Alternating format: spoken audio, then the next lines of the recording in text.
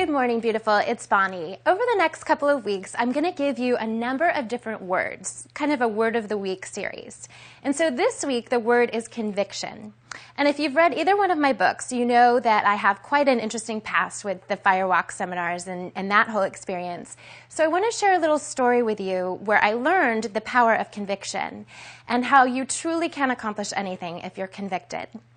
So a couple of years ago, I was in London and we had this amazing Firewalk seminar. It was the largest one ever done in history. We had 12,500 people.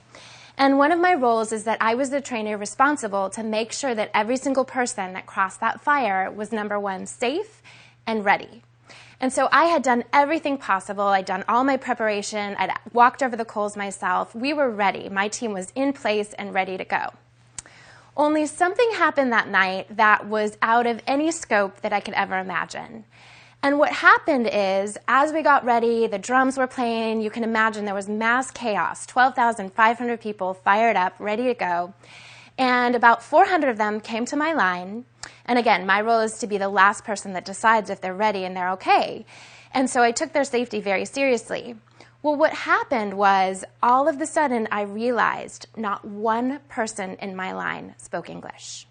So immediately I felt panic inside. I had no idea what to do.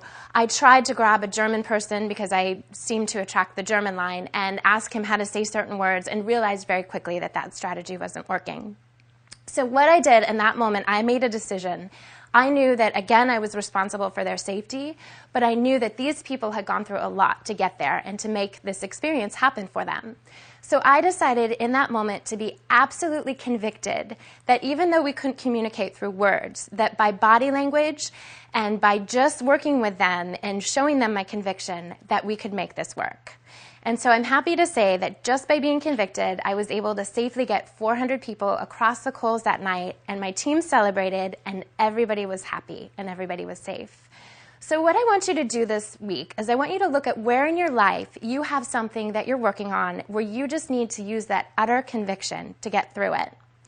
And when you've done that, I want you to map out, using the other strategies that I've taught you over the weeks, your plan for making that happen.